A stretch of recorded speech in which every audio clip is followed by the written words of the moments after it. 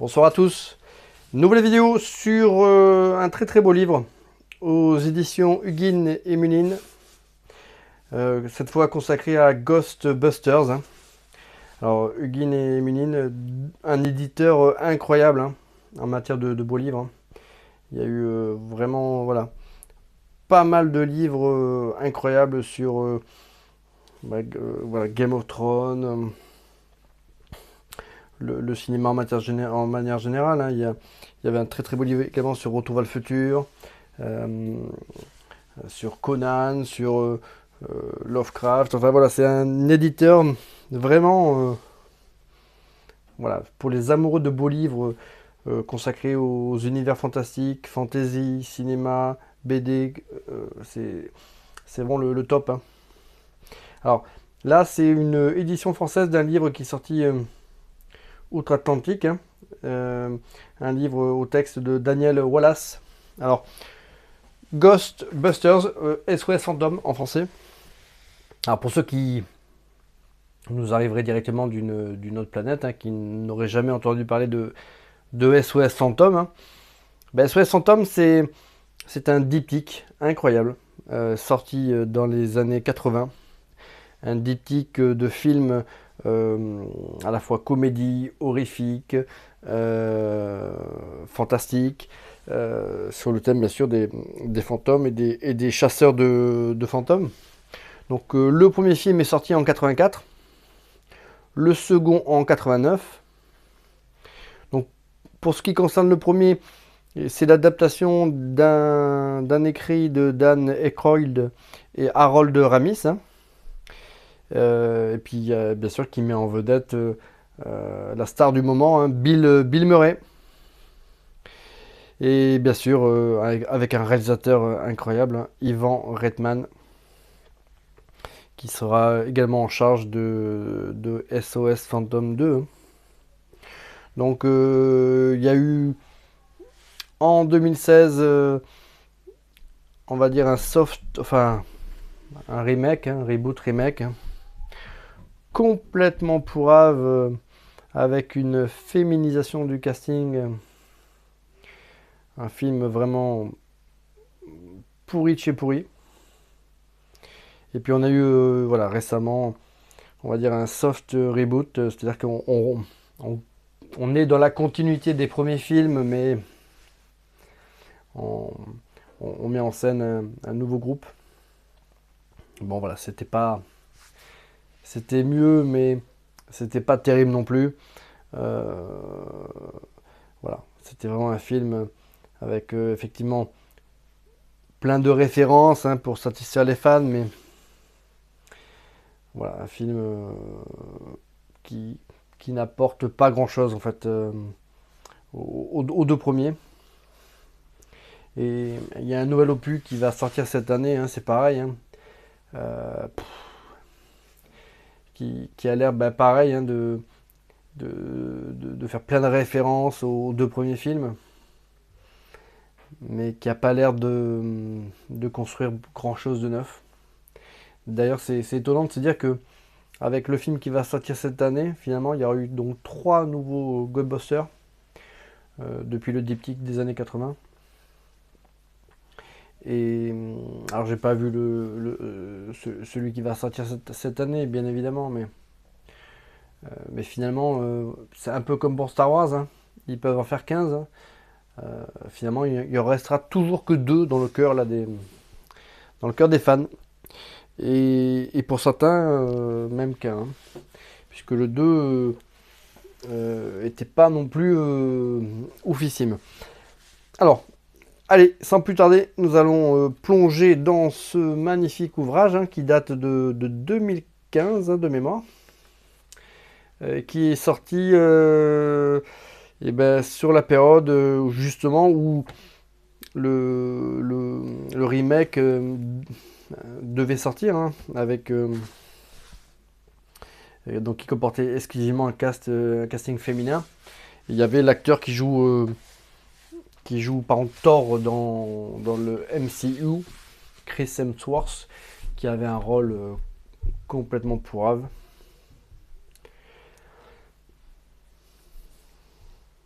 Donc voilà, un artbook qui revient donc sur la saga Ghostbusters, les films, mais pas que.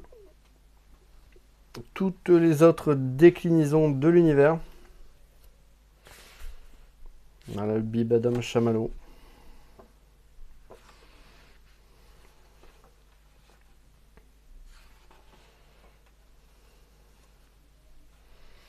Un livre qui commence avec un avant-propos de Dan Aykroyd.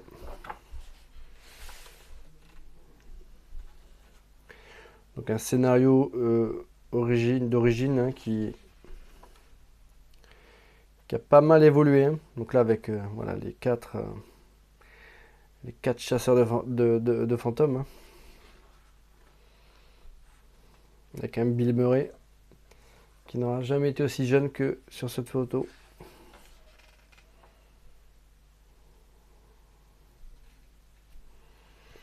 Alors, Ghostbusters, c'était bien évidemment aussi un clip, une chanson, voilà, qui était en tête des top 50 là, de tous les pays. Hein.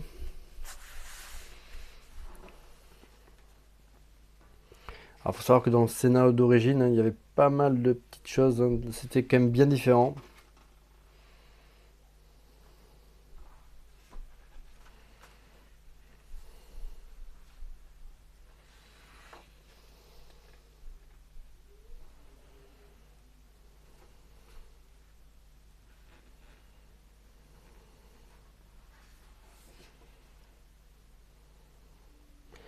Il y avait beaucoup plus d'éléments de science-fiction dans les premiers jets du scénario. C'était pas ouf d'ailleurs. Ça partait un peu dans tous les sens. Donc voilà, comme à son habitude, hein, le livre est truffé là, de petits ajouts, là, voilà, de petites pièces là, très, très sympas pour les fans. Hein.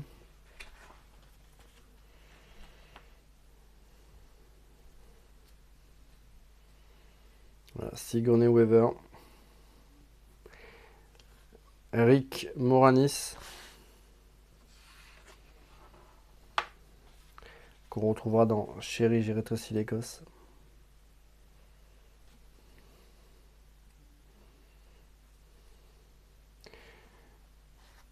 Ernie Hudson. Avec un rôle important dans le Ghostbusters 2 et surtout important dans le nouvel opus à venir hein, de ce que j'ai pu voir. Bill Murray. La grosse star là, de Ghostbusters. Hein. Bon, qui était réputé quand même pour avoir un sacré caractère quand même. Un sacré ego également sur le tournage.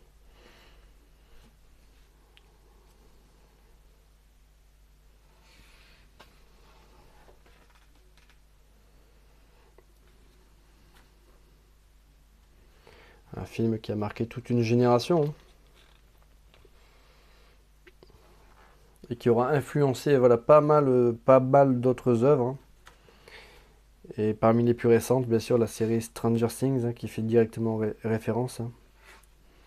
Alors ce livre m'a été prêté par mon cher ami Gapman, qui est le plus grand fan de l'univers de Ghostbusters. Voilà, il a chez lui tout ce qui concerne Ghostbusters. Voilà, c'est les t-shirts, tout ce qui reprend de près ou de loin l'effigie de Ghostbusters. Ça l'excite à max.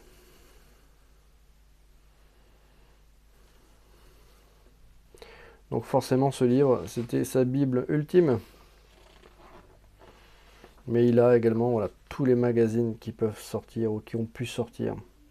Et qui traitaient de près ou de loin là, de ce chef-d'œuvre, ben, il les a.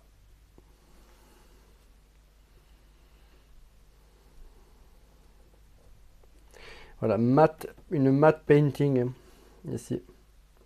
Voilà, c'est incroyable de se dire que voilà, ça c'est une peinture.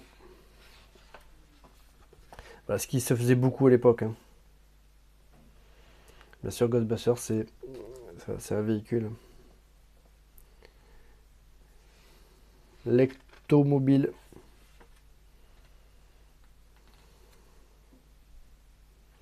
Un véhicule mythique, comme la DeLorean de Retour vers le futur.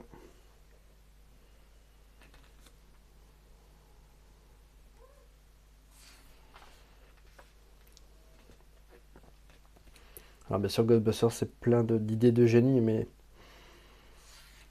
surtout, voilà, sa plus grande réussite, c'est de réussir à mêler à la fois le fantastique, l'épouvante et la comédie. Et de vous faire un petit peu l'effet de montagne russe. Alors, bien, je trouve, moi, à titre perso, que ça fonctionne particulièrement bien dans le premier.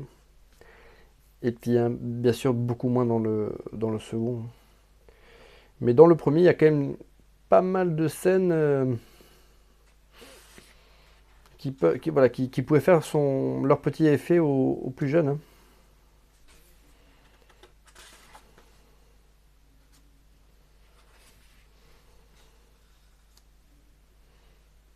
Voilà, tout ça, c'est vraiment hyper cool, hein.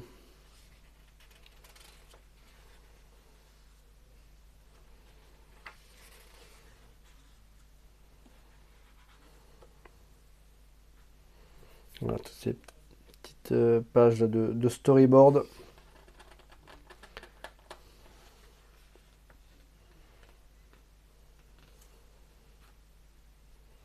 Donc voilà, Ghostbusters, c'était le mélange parfait là, de la comédie, du fantastique et de l'horreur. Mais subtilement bien dosé, hein. Ce qui Ivan Redman aura un peu plus de mal à reproduire le reste de sa carrière, hein, notamment dans le film Evolution.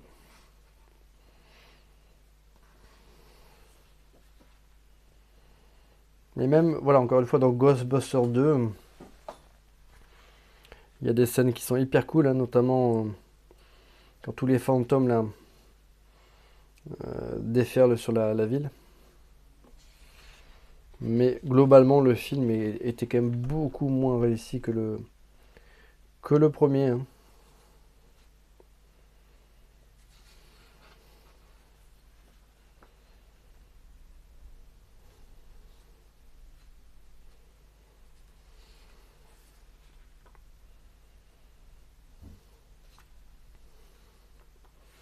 Voilà, Desireless, Voyage, Voyage. Alors, par contre, voilà, je détestais effectivement cette incarnation de Gozer. Et même à l'époque, je trouvais ça complètement naze. Pour moi, c'était la grosse fausse note. Voilà, c'était voilà, cette représentation là de la menace.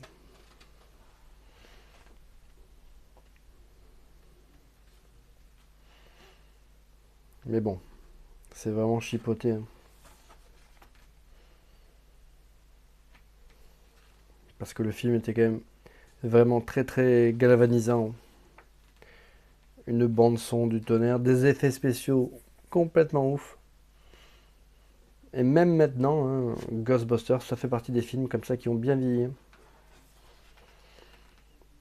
Et les fantômes sont encore plutôt bien faits.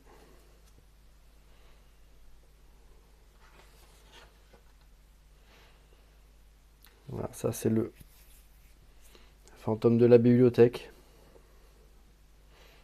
C'est quasiment l'ouverture du film, hein. Et ça c'est une scène moi qui m'avait marqué un petit, hein. Slimer, bien évidemment. Ils ont sorti toute une gamme de jouets avec Slimer.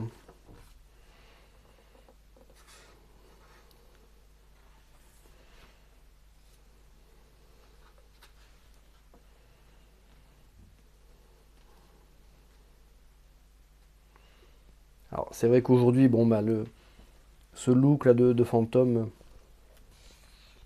bah, on y est habitué, hein, c'est entré dans la culture pop, hein. Mais à l'époque, c'était quand même une prise de risque. C'était une... Voilà, il fallait effectivement faire adhérer au public à voilà, à cette version-là de Fantôme, hein.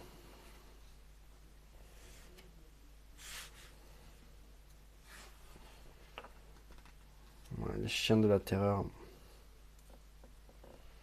Qui faisait vraiment bien flipper, hein, quand même.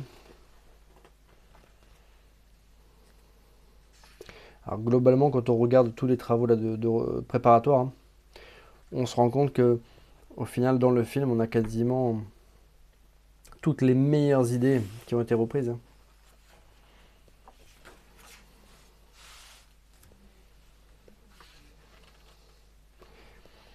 Après, la grande réussite du film, bah, c'est bien évidemment tous ces effets pratiques, hein. Donc même si là, effectivement, sur cette scène-là, on voit Bibadam Chamallow sur une maquette géante, hein, et ben dans le film, tout ça, c'est plus vrai que nature, hein. On y croit, c'est palpable. À la différence de certains effets CGI où on détecte de suite que c'est du fake.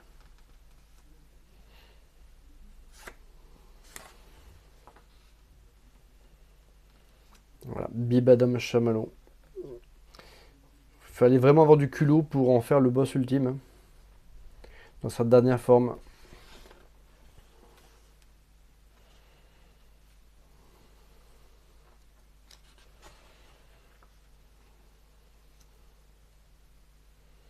Voilà, la maquette géante de l'immeuble. Voilà. Qui sera détruite pour les besoins du film.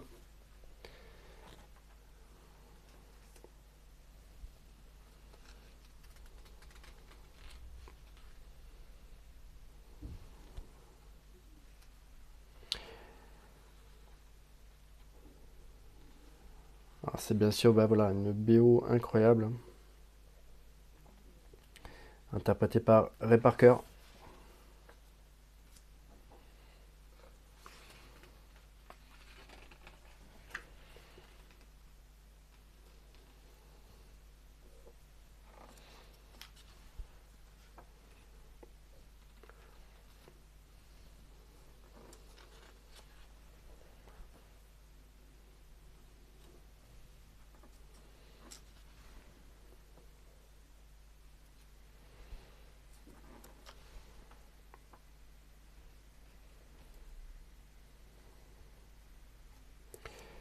Peter McNichol, qu'on connaît pour être le héros de Dragon Slayer, le dragon du lac de feu.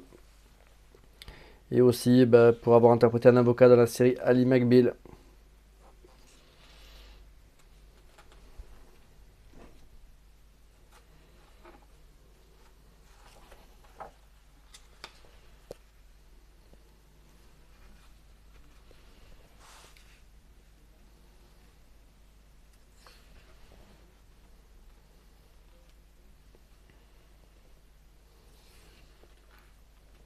Donc on sait que Ghostbusters 2, voilà, c'est un film qui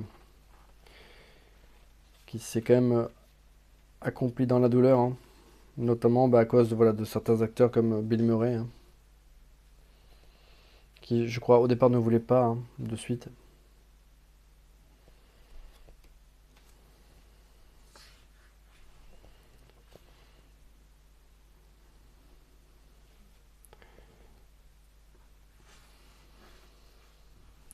Voilà, c'est une suite qui comporte des idées intéressantes, mais un scénario vraiment très bancal. Voilà, c'est surtout le plaisir de revoir voilà, la même équipe, hein, réunie pour une dernière aventure. Mais le film en lui-même était quand même beaucoup moins bon que le premier. Et même au niveau des effets spéciaux, il a finalement plus vieilli que le premier, celui-ci. Bah, notamment avec les effets numériques. Voilà, plein de petits éléments sympas dans ce recueil.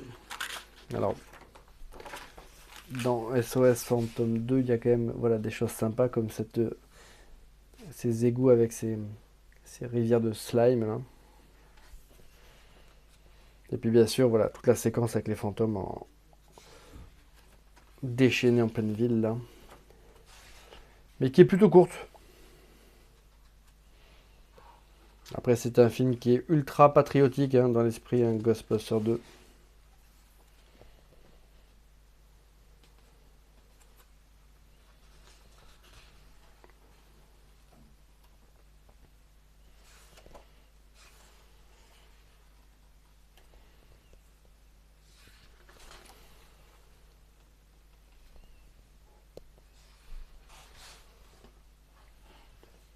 Donc après, effectivement, Ghostbusters 1 était un peu plus avare en matière de fantômes. Alors que le 2, on va dire, au moins à ce niveau-là, était beaucoup plus satisfaisant. Mais on perdait effectivement certains aspects horrifiques. Voilà, pour tomber vraiment dans la comédie.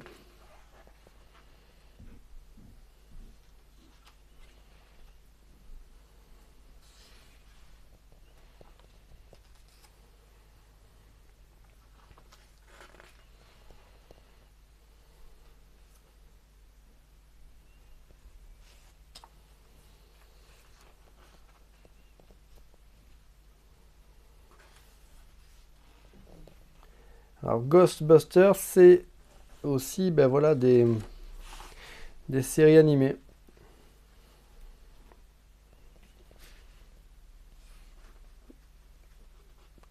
Bon, c'était pas terrible.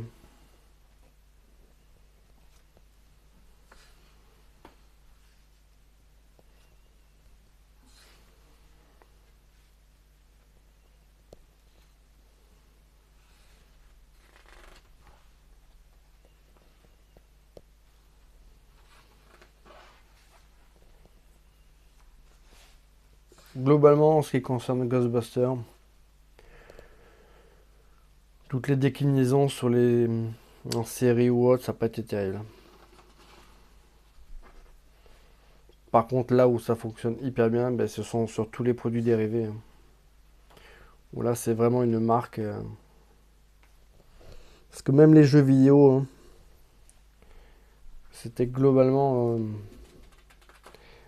C'était complètement bien pour Ave.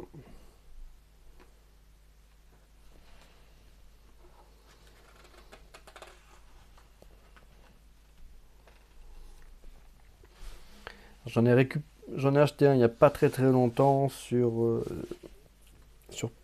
PC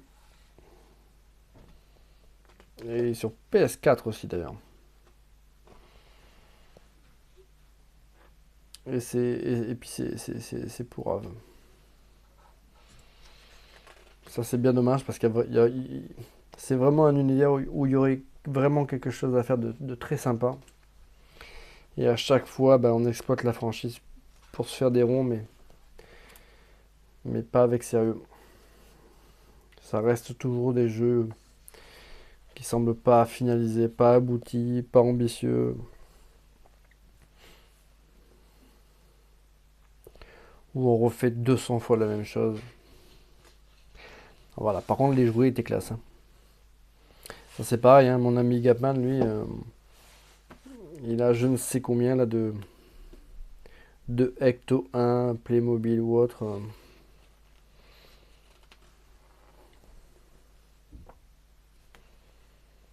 Ouais, ça, les jouets, ça, c'était plutôt classe, hein.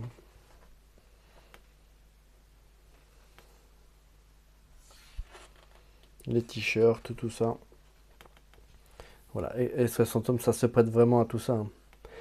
J'ai vu également des figurines pop ouf, hein.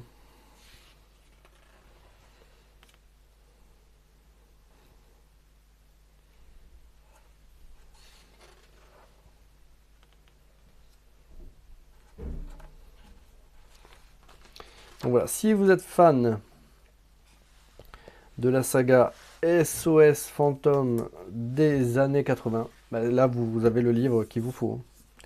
C'est c'est la Bible, hein, que que tout fan de Ghostbusters se doit d'avoir. Hein. Et en plus, voilà, comme le livre est sorti avant l'horreur de 2016, hein, parce qu'il serait sorti après, sans doute que voilà, il aurait été enrichi de quelques pages sur cette dernière déclinaison, hein. Bon, bien qu'il y a eu après derrière un autre film derrière. Et ben, au moins voilà, là vous avez un livre où vous n'avez pas cet immonde remake féminin. Donc voilà, Ghostbusters de Hugin et Munin, voilà, que l'on trouve au prix de 39,95 €, qui est toujours édité. Hein. Donc allez-y, hein. C'est vraiment un livre d'exception. Voilà, donc comme il y en a d'autres, hein. J'avais présenté donc celui sur Retour vers le futur qui était ouf, mais celui-là il est tout autant. Allez, à bientôt pour une prochaine vidéo.